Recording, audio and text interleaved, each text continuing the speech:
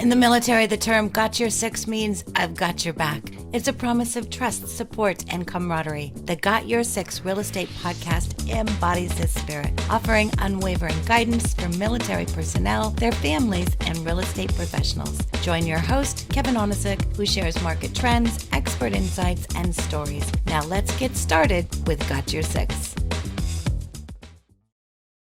Well, officially welcome to the next episode of the Got Your Six Real Estate Podcast. We're here today with the 3Ks. We have Katherine, our special guest, myself, Kevin, and our producer, Christina, back there behind the camera, behind the mic, making sure that everything goes well. Welcome, Katherine. Thank you. Thank you for having me, Kevin. Katherine's a real estate agent, realtor, and is part of a military family. So she brings a lot of background there for us today. So I guess just jumping right into it, Katherine, tell me a little bit about yourself and your business. Well, I taught for 14 years, and I decided once my husband went on his final deployment, we would move back from Fort Bragg to here, which I'm originally from Williamsburg area, grew up here. And so I was walking and homeschooling the kids, and I was talking to my friend. She's like, "What do you think you want to do?" I'm like, "I don't know." She's like, "Well, you always loved real estate." So I started going to school at night for my real estate license. And then I started interviewing brokers once I got my license and passed on my test. Mm-hmm. And then I got started in the business, and I naively thought that it was going to be a part-time gig, like that thing where it's like you get into it for part-time. God has definitely abundantly blessed me. Ever since my second year in real estate, I was Long and Foster Rising Star. And since then, I have been very blessed with clients that keep returning to me. Nice. So, And you're with a company called Swell Real Estate now, right?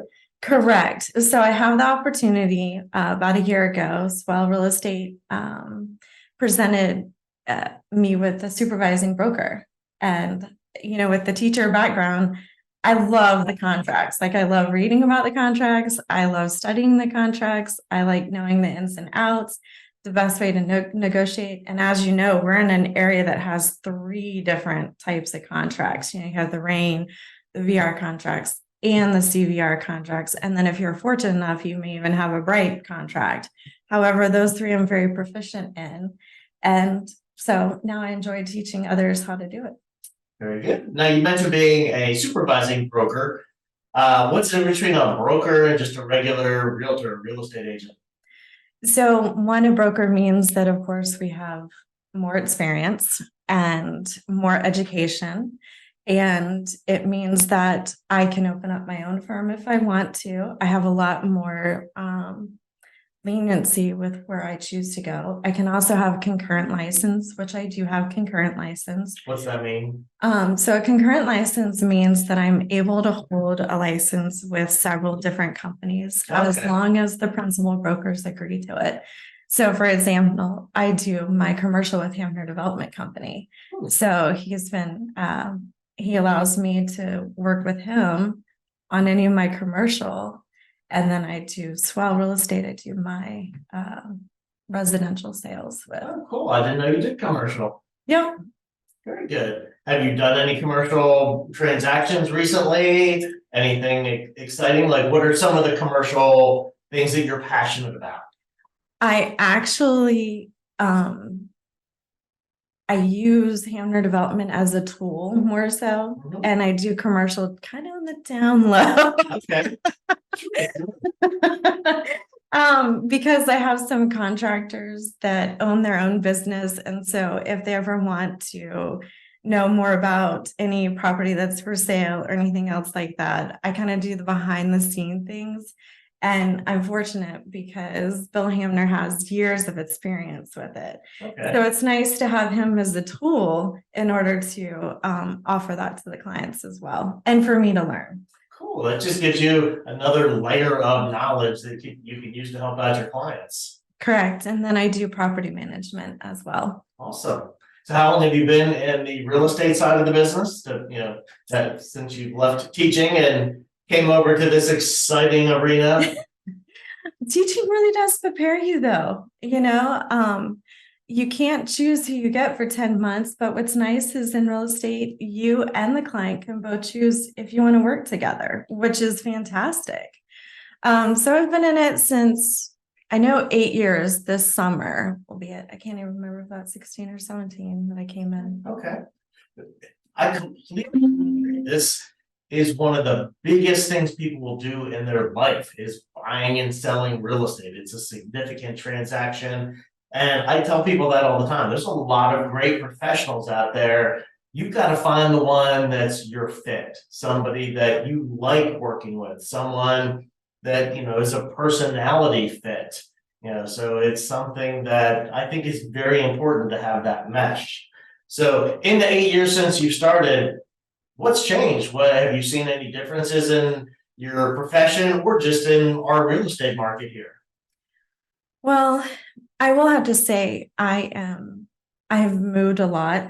So I've moved probably about 30 times in my lifetime. Mm-hmm.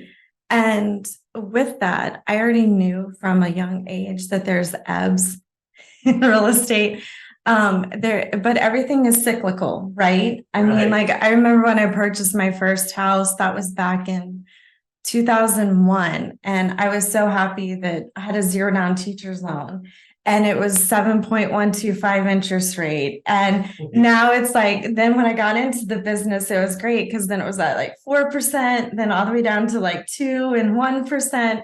And now it's gone back up a little bit. And I'm like, no, it's gone just to what I had experienced in my early 20s. And then if you go even further back, no one even thought it was going to break like 16%, 18%. Right. So I think that nothing is, quote, changing per se. It's just coming back around. And I think that sometimes what the media portrays, especially with everything going on with the NAR, they're not realizing that, like, for example, buyer agency has been in Virginia since I believe like 2012. More or less, it's just behind the scene things that are changing with the rules of the MLSs. Yeah. And I agree. It is cyclical. And the pandemic era of 2s and 3% rates was never sustainable. It was just a bunch of government money pumped in everywhere, including in mortgages. And that's why we've got all this inflation right now. So we're paying the price when we go to the grocery store, but mortgage rates are average. You mentioned, 16s, 17s, folks in our parents' generation, that's what they were looking at. And if they it was unheard of to think you could get a mortgage rate in the single digits. My first house was an FHA in the 7s, and I was happy to get that. So yeah, it's really just perception. It's all relative, and it's definitely all cyclical. Well, speaking of the pandemic too, one thing that I do like about interest rates going up a little bit and that we're out of the pandemic is a lot of realtors got into the business and they weren't educated. And so I think one good thing that's coming out of this is those that aren't educating, that aren't producing the way that they need to in the interest of their clients will fall out. I don't see them staying in the next year or so. I also tell buyers not to be afraid of the rate. I know that you do, Brian Buffini, you're familiar with him, and they always say, date the rate, marry the mortgage. So in my opinion, what I see too is a few years ago, people were paying over and above what the purchase price was, but they had a lower interest rate. Well, that's great, but you're paying over and above. And I mean, like I had buyer clients that I was working with for like a year, 2 years before we could get even putting in great offers. Right. Whereas normally a buyer could find something in 6 to 8 weeks. So one thing that's positive about that's come out of it is that there's less competition on a buyer side, enough for a seller to be happy, but enough for the buyers to actually stand a chance of getting it. And then later on, they can always refinance. Yeah, absolutely. I mean, I've been in my house 6 years and I started out at a 4-point interest rate. And then I refinanced 2 times to get down to a 2.25 interest rate. Wow. So it's always going to be available. And we're talking 30 years is a long time. That's right. Yep. And you get constant home appreciation. one thing is for certain, real estate gets more expensive. Yes, You know, it real is. estate appreciates. And the tax people want to come after you and raise your tax assessed value 200,000. I just got my real estate taxes went up over $1,000 a year. Yeah, I mean, I appreciate the home equity, but it doesn't do you any good unless you're selling. That tax bills is gonna be a whopper. Now, you mentioned National Association of Realtors, we call it NAR, NAR. They've been in the news a lot, and the media does hype things up. And I think it's going to be moving forward with some of the changes that are coming down the road. We are going to need true real estate professionals, experienced people. So there's a lot of questions about buyer's agents, buyer's agency. What does a buyer's agent really do for someone? Why should someone have a buyer's agent representing them versus going it alone? Well, let's go to the law. So we had the Virginia Disclosure Property Act, right? It's a 3-page summary that every buyer and every seller has to sign to acknowledge. Kind of like when you go to the doctor, you have to acknowledge that you have the HIPAA, right? Right. Whether you agree with the HIPAA or don't agree with the HIPAA, you have to sign saying that you've at least received the opportunity to read it. Well, this is the same thing with this Disclosure Act. And if you take the time to read it, it's basically in a nutshell saying that Virginia is a buyer beware state. So know that as a buyer that you have to have an advocate for you. You have to have an advocate going to bat for you who knows, one, in this particular area, the 3 different contracts that could be presented, and they're all written differently. So it takes a buyer agency agent to know, what is covered under the CVR, what is covered under the RAIN. The VAR doesn't cover this certain one, so we need to make sure that this addendum is done. So if you don't have someone who is an advocate for you and your interest, I think that you're putting yourself in a situation that could cost you hundreds of thousands of dollars, especially for the things that are unseen. It's important to have the home inspection. If you're not from this area, or even if you're from this area, you don't know who a home inspector is unless you Google something. Well, how do you know that person? Someone could be really good on Google, but not really good for you. So I think it's important that they walk you through the process so that you're not caught off guard with how much you're going to bring with the earnest money deposit, how much an appraisal could cost, when you should order the appraisal. That's really important because they could lose out on that money right away, right? And not get it back. When they can get out of the contract, because I find that a lot of times first-time home buyers are afraid to take that plunge because they're so scared that once they're in a contract that they're just stuck, and they're not stuck. If you have a good buyer agent, they have put parameters in there to protect that buyer and have communicated with them hey, this is your point of no return. So Right. If you want out, this is your point out. I think it's important for them to know how much cash they need to have for the home inspection. If it's on a well or a septic, how much you could be expected to do. If you need a WDI or WDO, which is a wood destroying insect or organism report.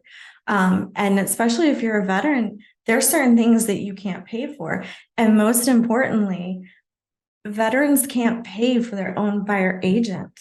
Right. So they would either have to choose to be unrepresented, or hopefully the seller will choose to allow the listing agent to split the commission. Right. Yeah, I was watching something on Instagram this morning. I've spent way too much time on Instagram. But it was talking about some state that's adding a disclosure of all the things that's not going to happen if you don't have a buyer's agent. The listing agent would have them sign saying you're unrepresented. You don't have anybody to negotiate the contract. The listing agent is not responsible to determine a fair market value from the buyer's side in making an offer.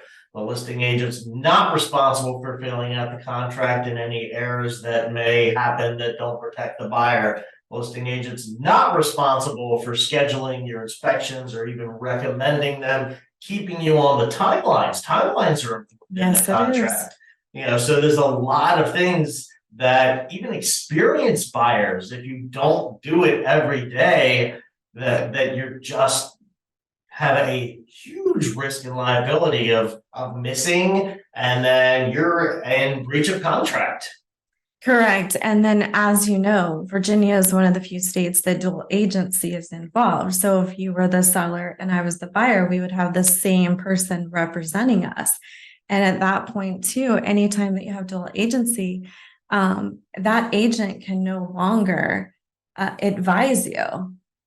They have to be ethical, but they can't advise you.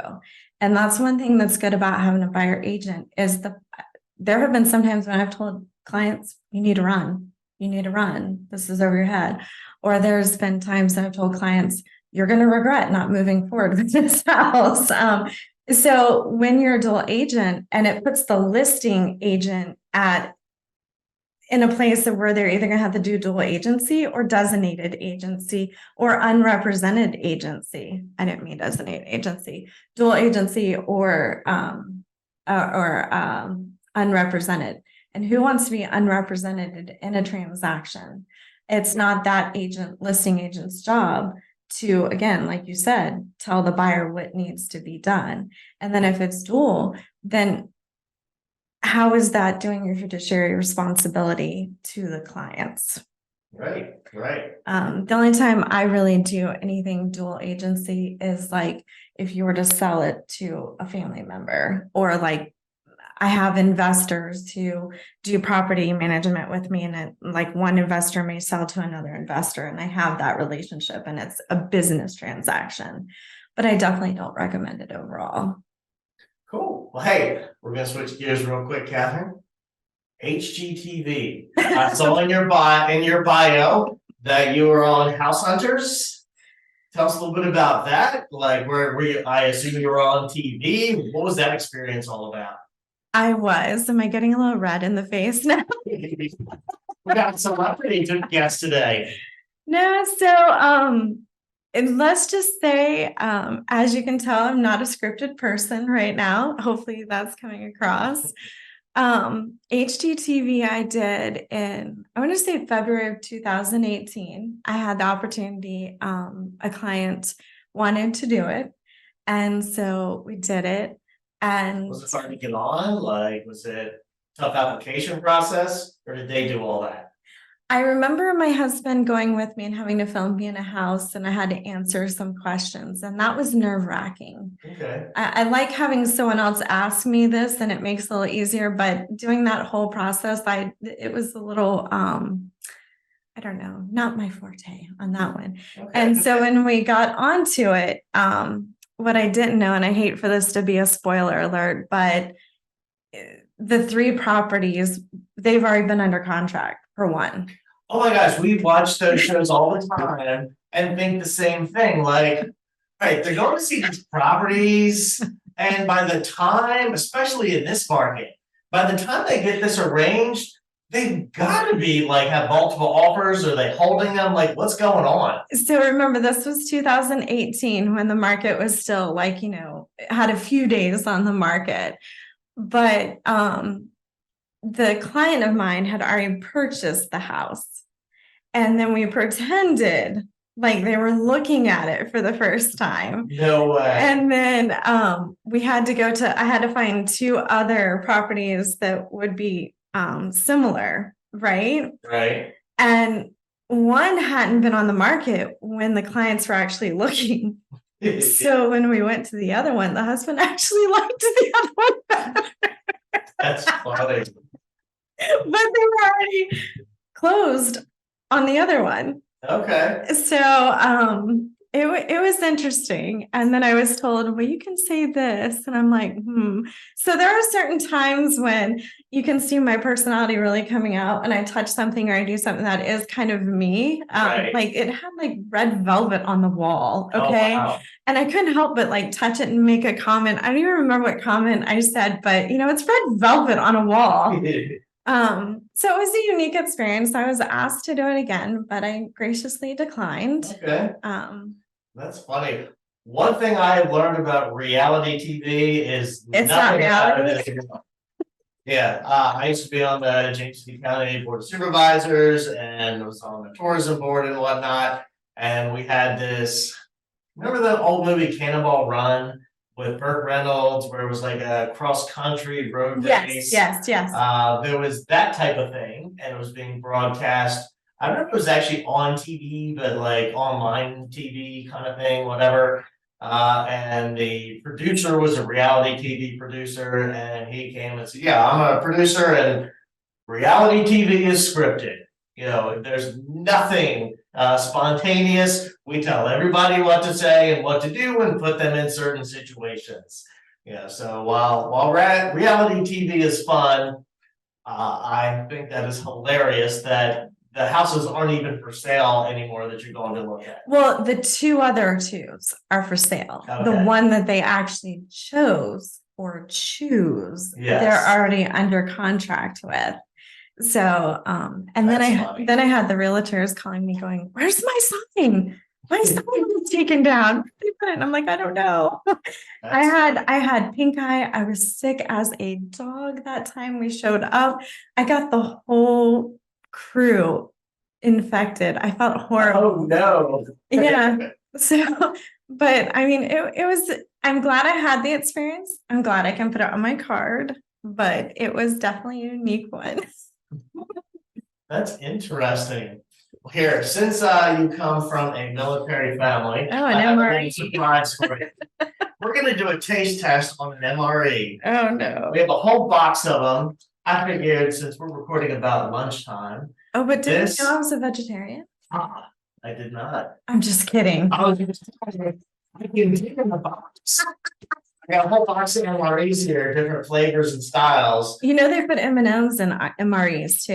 I Mhm. see you left those out. Well, back in the day, didn't they put cigarettes in MREs like in like World War I, World War II or something? They could have. So let's bust out our MRE and do a taste test while we talk about military stuff. Is that why she gave me the water to be prepared? Oh my, this looks lovely.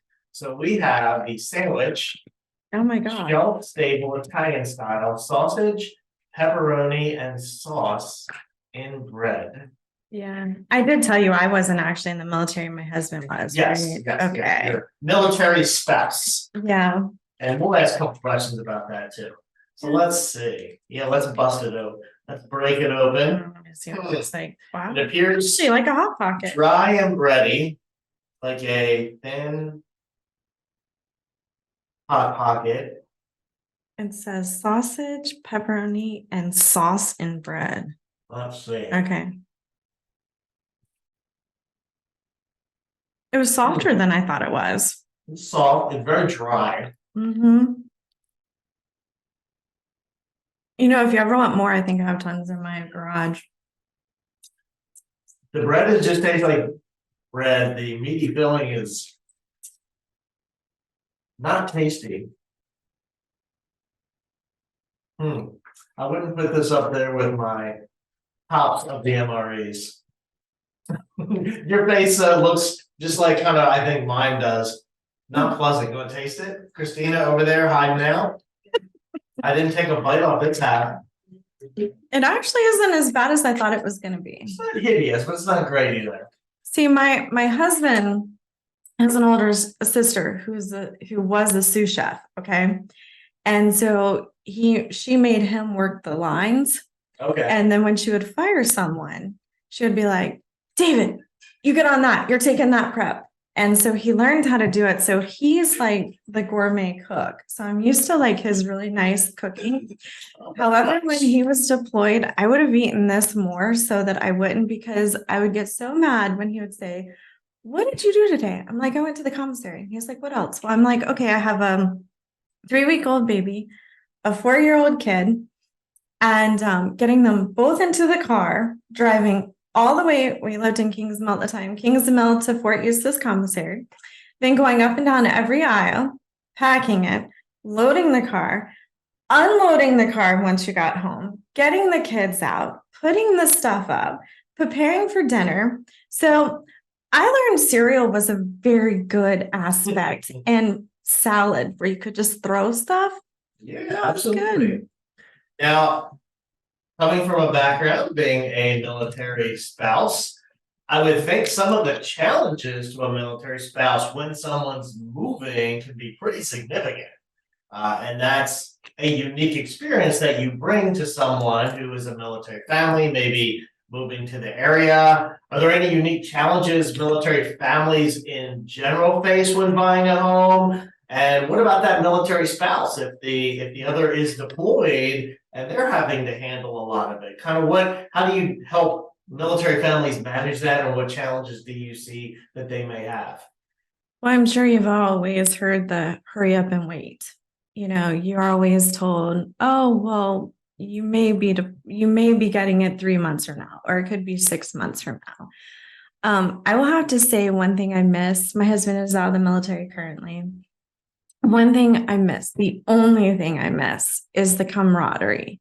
And it's an unspoken understanding with a spouse who calls you what they're going through. It's not something that can be explained. I don't know how else to explain it. So you've either lived on post or you haven't. You've either had someone deployed or you haven't had someone deployed.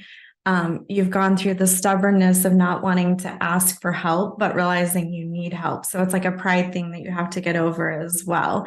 So there's a lot of things that come into play, and the unknowns, because you're like, okay, we're told this thing, but it could change last minute. I mean, how many military do you see that build new construction that later have to get out of it because their duty station changed, Right. And you can't keep them in the contract for that. So what I always do is I advise every spouse who calls me, I'll say, okay, what is the date? And then and that's the only time on this side that I'll actually help if they even need a rental. So I'll go around and take them, even if it's not my rental, because I understand the situation that they're in. Right. So I spend a whole day, I tell them, don't even bother looking until a week before you come, because those houses are probably not going to be on the market. You're going to drive yourself insane. Tell me the day you're coming. I'll take you. I'll spend all day with you. I'll take you to it, and we'll find you something. And one thing about military is I love working with them. They very rarely get caught up on a forever home. I see a lot of buyers miss out on some really good equity and credit building because they're afraid to leap into it. Whereas a military family knows that they're going to be here maybe 2, 3, 5 years, and they're not afraid to leap into a house, build the equity, or because we're saturated with military here and we have a great rental market, they can rent it and have it paid for. And if they want to have this be their final duty station, they can have a house that's almost paid for here, or sell it and buy a house somewhere else. So I know military families that have done that. They'll get transferred every certain number of years. They'll buy a house, they'll keep it, and then move to the next one. Then they'll rent that out, and the mortgage is being paid. You can build a fortune in real estate investing by being in the military, being deployed, and you can use your VA eligibility more than once. A lot of folks don't know that. So a military member purchasing, you can use your VA eligibility to get a VA mortgage at house A, then use it again at house B with what they call remaining eligibility. And then to go to house C, you probably can't have a third VA mortgage, but you could refinance one of your first two into a conventional mortgage. Then use your VA again to buy with no down payment. So there's a lot of investment opportunity out there for military folks, and that's a great way to amass a fortune in real estate, prepare for retirement, and just become a very savvy investor. Correct. And talking about refinancing too, I've had clients that refinance their house and actually take the cash from it and purchase a large parcel of land, because I've noticed that a lot of military people want to have space. They get to the point where they're tired of being confined, so they want space. So they plan for these acreages, and that's a great way to pay cash, because no matter what, the land is paid for. And eventually you're either going to sell this house that you've already refinanced on, And once that's all paid off, then you just have icing on the cake with whatever's left over. So if you've been stationed in a submarine for your 20-year career, you might want a little breathing room. No, we were an Army family, so we wouldn't fit in submarines. I was Army also. Yeah, but although I will have to say the Air Force, I never got over that where we were living on Bragg and we would still have to go to Pope and we'd have to go through and I'm like, how can 10 feet look better? How can 10 feet look better when you go from an Army to an Air Force? But what can I say? Hey. We love to joke about the Air Force has it quickly, has it easy. They do. They do. I will say, though, going back to the loan process, again, this area is saturated. So it's very important for sellers, especially with all what the media is going to say. Keep in mind, you want to go ahead and have your listing agent be able to offer half or some or of their commission to the selling broker. The selling broker is the one who represents the buyer. I just find that confusing. I know. The selling broker is the buyer's agent. Correct. In the listing. Yeah, it doesn't, I didn't make up the terms. Oh, I know. But keep that in mind when you're going to sell your house, because this area, if you don't offer that, the veteran cannot use it, or the active duty person cannot use it. So they may not even come and see your house. And it can drastically missing out. 50% at least in this area, I would think. I mean, I don't know stats. So, but yeah, it's a military buyer using a VA mortgage. It's a great buyer. It's a much easier mortgage to get approved in than anything else. They're very flexible on credit, very flexible on affordability. So rarely do we ever have any buyer challengers or issues come up that would tank a mortgage. So you can be confident that a military buyer is going to close. They do have some appraisal myth, scariness behind them, but the nice thing about a VA appraisal is if it appears the value might be coming in low, they tell you and they give you an opportunity to give some justification for that home value versus other mortgage programs. You don't quite get that. So yeah, you would miss out on a lot if you're not being open to VA military buyers on your listing that you're selling. Mm-hmm. And I have found that military families also are the get her done type of families. Yes. And they're not the ones that tend to be super picky on asking for X, Y, Z. It's more or less like, does the roof work? Is there a leak? Is there a plumbing issue, foundation issues? They're not the ones that tend to nickel and dime on home inspections. For example, agency referral is great too, because I value other agents, and we have fantastic agents in here too that definitely educate their sellers on this matter. I had a referral given to me, and we just closed on the property on Friday, and it was a military daughter. Okay, she had grown up, and she was telling me how her brother he's the special needs, and he needed little miniature ponies to help him with his speech and stuff. So here they are, they're going across country as they're PCSing, and they have to find places that will take their little ponies as they go across. Aww. And everywhere they went, her parents always did like the floors, like just hands-on with projects. So here she is with her very first home. She walks in, we have issue after issue. She's like, not a problem. I can climb up on the roof. I can put it on there. I just need someone to hold the ladder. I like that type. And I see that with the military. Like, it's just like, no, okay, that is an obstacle, but guess what? I have a solution, or I'm going to address it head on. And I like that. I really like that about how they're reared, how they're exposed to that attitude of, I can get it done. I'm sure if it came with ponies and they needed a place to stay, my wife would be like, come on, you can stay at our house. We live in just a residential, suburban neighborhood, and I'm sure that's not allowed, but she would try to sneak them around. And Yeah, but you have other properties too that you could allow them to. With more spacious properties too. Cool. So, Catherine, what do you like to do when you're not selling real estate? I used to like playing volleyball, and then I got older and my knees started paying for it. I see a lot of dog pictures on your Facebook.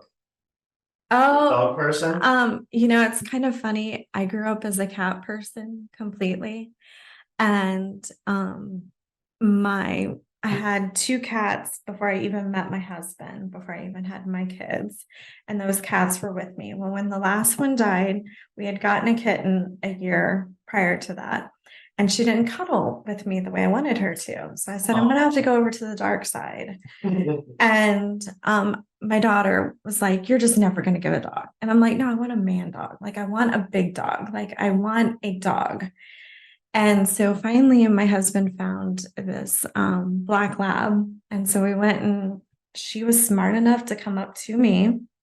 Her little brother got on my nerves. He was barking all over the place. I wouldn't touch him. And so she came up to me and she looked up at me, and I picked her up and I just said, okay, she's it. Aww. And the first dog I had, I was like 40 years old, and that was her. And she is a black lab. She's beautiful and she weighs about 80 pounds. And if I could take her everywhere, I would. But the ironic thing is now my cat, because of my lab, is very, very cuddly now too. So she's like, hey, wait, I want to know that. I'm very particular, but I love like black labs, and I don't know, they're just really good with other animals and with kids. And very nice. Yeah, I grew up as a dog person.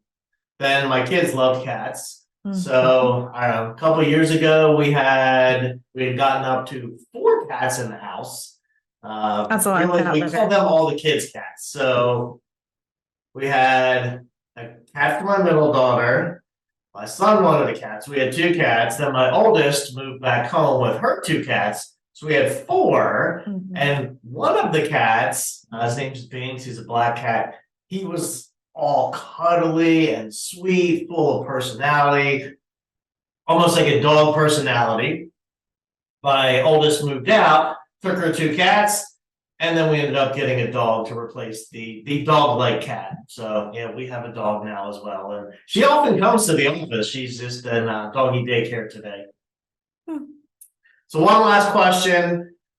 Folks coming to the area, you've lived all over. You said you chose to come back here. Why Williamsburg, historic triangle? For military families coming here, through deployment or looking to finish their career and finalize a home. Why pick our area? What are your favorite things? What do you tell folks about our Williamsburg and historic triangle area? Well, so I'm going to address it based on, you said, if they're wanting to retire here or finish their tour here. Sure. So several things. One, on a practical point, is there's a lot of VA facilities around here. So on a practical point, you can have Portsmouth, you can have Hampton, you can have Richmond, you can have several different places in between that offer the benefits that veterans deserve and should be getting more of, and in a more timely manner. The second thing too is there's a lot of great facilities, like even the James Center at James City County Rec Center offers things for 55 plus people. They actually have clubs and excursions for them. Obviously, we have all the historical places that you can go and walk and be a member. And what's really nice is if you're in this community, Jamestown is free. And I don't think a lot of people know that. You take your driver's license, you show them that you're a James City County resident, and you can get into something that would normally cost you like $40-50 a person. I could be exaggerating. I don't remember. It's been a while since I've been. I think Williamsburg too is like $10 for like locals pass. Correct. And even if you live outside of James City County, I can't remember. I think it's like $70 for the whole year. So that gets you into everything into Colonial Williamsburg, which is really nice. I took my son, and and he got to fire muskets, and you go off and you get to have different experiences. And the Cry Witch too. So it doesn't matter how old you are. I really enjoyed doing that. I don't know if have you experienced the Cry Witch? Okay, so in the House of Burges, they have at night where they put on trials, that mock trials from what has historically happened in the past, and they have actor and actresses act them out, and you sit up there with the governor. So the governor is an actor, but then you set up with him and the jury. All of us are tourist or local people going to the program, Right. and we decide if we would have voted for someone that was guilty or innocent, and if we would have believed based on what was presented if they were a witch or not a witch.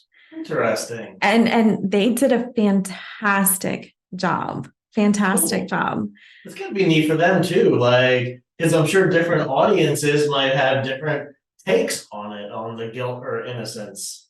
And it was neat trying to get into that mindset of, if I was back in the 1800s, how would I have thought? Right. I know how I would think now, but and one of the midwives' neighbors, like, she was very convincing.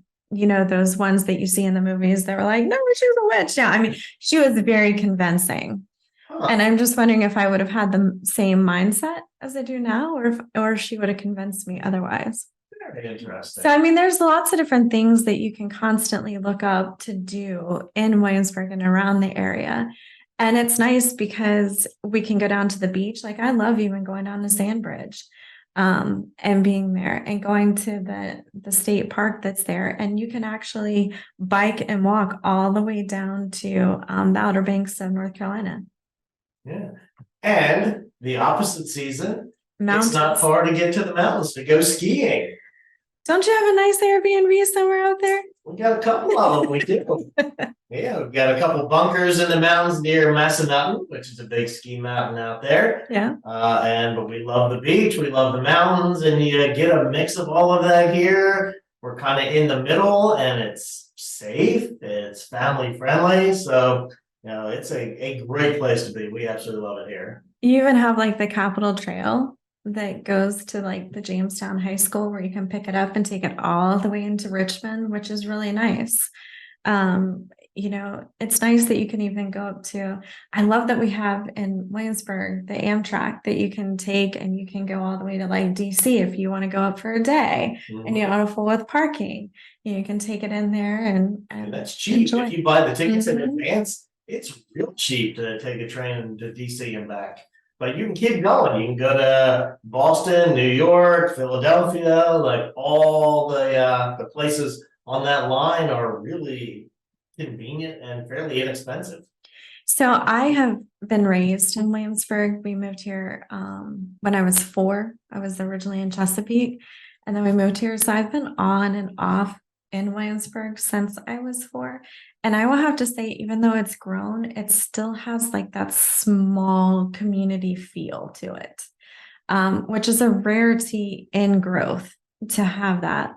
Yeah, it's kind of a big small town. Yes. And you see people all the time. When you make some friends in town, you'll see them. There's only, one real, we have 2 targets, but everybody really kind of goes to one. The one up on Monticello. There's one by Water Country also. Well, that's another great thing. We've got Water Country USA, we've got Busch Gardens, a lot of fun stuff. Our kids are constantly at Busch Gardens. They just absolutely love it, and it's a good, safe, fun place for them to go and be entertained, and hopefully not get into too much trouble while they're there. I like all the zoos too, and that's another thing for military families. Like, so I'm a part of the Norfolk Zoo as a member, and it is overall very inexpensive for a whole year. And you can go multiple times with your family. And if you have guests, you can bring them. So it's a great way to get discounts on annual passes to lots of things around here. Yeah. It's a great place to live. And if you're going to retire, there's lots to do. And they can call me and I can help them, whether they're buying or selling, or if they want to do property management too. So Catherine, if they're gonna find you, where do they reach out? What's your contact information, phone numbers, websites, whatever is the best way to get in touch with you if they want to learn more about our region, and even better if they want to look to buy or sell here? So the best way to contact me is probably my phone number, 919-389-2324. Awesome. Hey, this has been super fun. I appreciate you coming in as a guest today. Anybody listening, give us a like, tell your friends, share this information, put it on your social media, tell everybody you know about Catherine, and she can help them buy, sell, or even manage real estate here in the Williamsburg and Hampton Roads area. So thanks, Catherine. Thank you. Thank you for having me. Thanks for tuning in to the Got Your Six Real Estate Podcast with Kevin Amazon. We hope you found value in today's episode. If we've got your six, be sure to subscribe and share this podcast with someone who could benefit. For more resources and episodes, visit our website at gotyoursixrealestatepodcast.com. Until next time, we've got your six.